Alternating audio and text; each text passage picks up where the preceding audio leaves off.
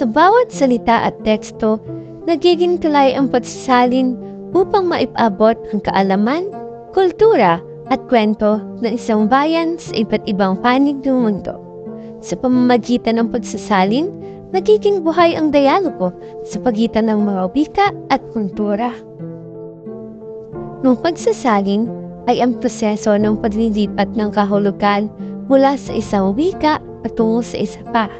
Hindi lamang ito simpleng paglilipat ng mga salita, kundi isang mas musing gawain ng pangungalaga sa diwa, konteksto at intensyon ng orihinal na teksto. Bakit mahalaga ang pagsasalin? Higit pa sa impormasyon, binubuhay nito ang diwa ng kultura at pagkakakilanlan ng bawat bayan. Sa tulong ng mga tagasalin, ang ating mga kwento, awitin at paniniwala ay nagiging bahagi ng pandaigdigang talakayan. Sa parehong paraan, natututo rin tayo mula sa karanasan ng iba't ibang kultura, isang tulay na nagdurugtong sa nakaraan, kasalukuyan at hinaharap na mundo.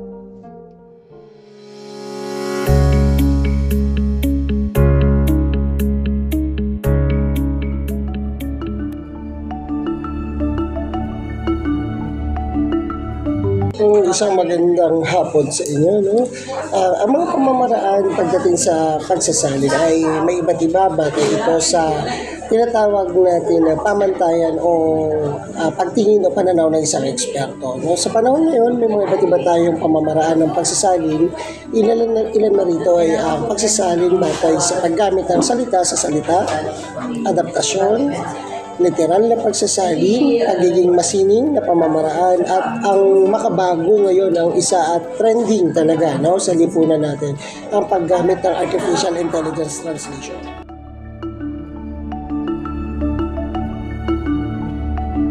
Iba't ibang paraan o uri ng pagsasalin. Ito yung tinatawag natin na technical at ang isa ay ang tinatawag natin na pampanitikang pagsasalin.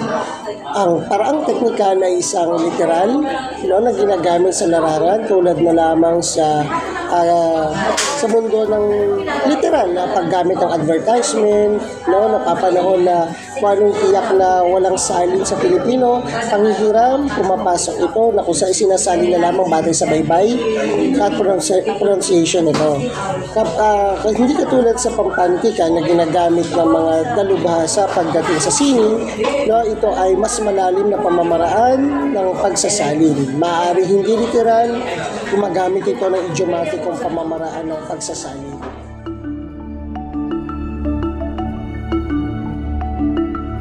Ang pagsasalin kasi na pampanitikan at technical mayroong pagkakaiba. Sa pampanitikan kasi, dyan papasok yung 5 antas ng wika sa pagsasalin. Tinatawag kasi tayong pagsasalin sa balbal, kolokyal, panlalawigan. Ito yung sinasabing mga informal na kapag sinalin mo, hindi maunawaan ng lahat.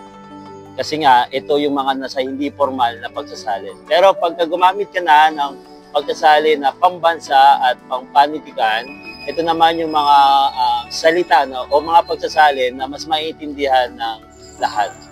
Ang halimbawa niyan, yung inuupuan mo, anong tawag mo dyan? Halimbawa lang. O yan, halimbawa yung silya, hindi naman sa atin talaga ang silya. Palagay mo, anong wika isinalin ng silya? Anong salita galing ng silya? Kastila. Okay, very good. Pero kung isasali mo sa Pilipino at talaga sa wika natin, anong tawag sa silya? Hindi rin. Kasi ang salungkuit ay balbal. So ito yung sasabi ko sa inyo na ang pagsasalin sa pampalitikan ay nahati sa 2 uri. Isang formal at isang hindi formal. Kasi hindi natin matatanggap yung salungkuit. Kasi papayag ka ba na ang tawag sa bra ng kababaihan ay salong ano? Di ba? O pati sa inyo, yung sa kababaihan, yung kanilang panty. Hindi mo na masabing salong guhit. Papayag ka ba, natatanggapin nyo ng karamihan. So ang tawag doon ay mga pagsasalin na nasa mababang wika. Di formal ang tawag doon. Ngayon, kung hinahanap mo yung tunay na kahulugan ng silya, ang tawag talaga dyan, kung isasalin natin sa Pilipino, sa ating talagang wika, ay tinatawag na likmuan.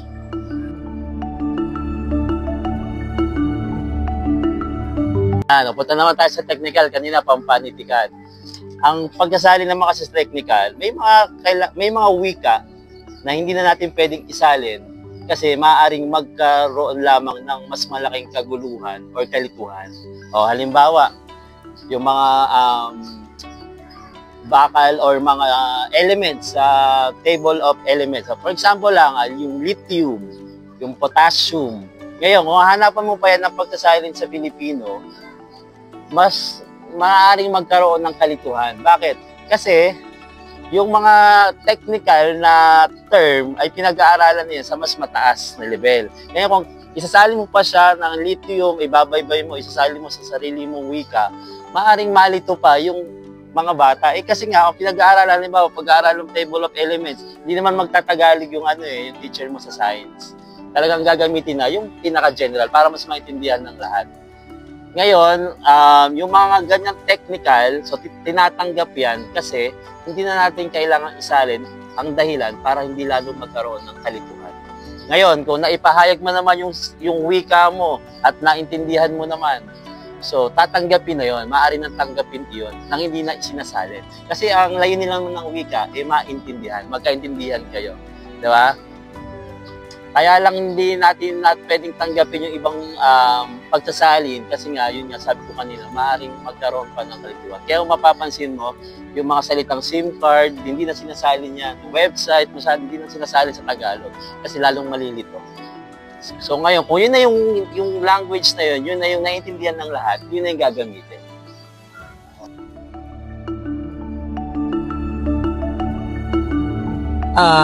Dahil tayo ay nasa mundo na kung saan may internet, no? Nakakatulong yung mga pampanitikang pagsasalin para mas maunawaan ng mga tao yung iba't ibang kultura o yung iba't ibang mga paniniwala, tradisyon na nakapaloob sa iba't ibang panitikan ng iba't ibang bansa din. So, halimbawa, dito sa Pilipinas, mas nauunawaan natin ano yung pinanguhugutan ng mga nagsulat galing sa ibang bansa. Bakit ba nila nasulat yon?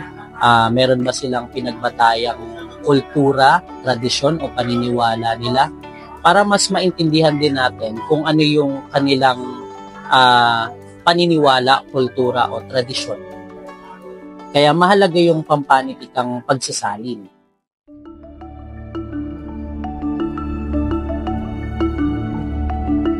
Sa akin, maganda kasi na meron tayong teknolohiya kasi mas nagkakaroon tayo ng mas malawak na batis ng kaalaman o mas marami tayong nakukuhang impormasyon na dati napakahirap hanapin.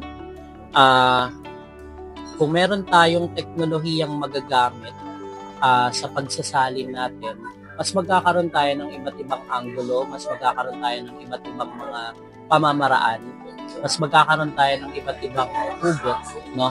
Kung paano tayo magsasalin ng isang akda o ng isang sulatin.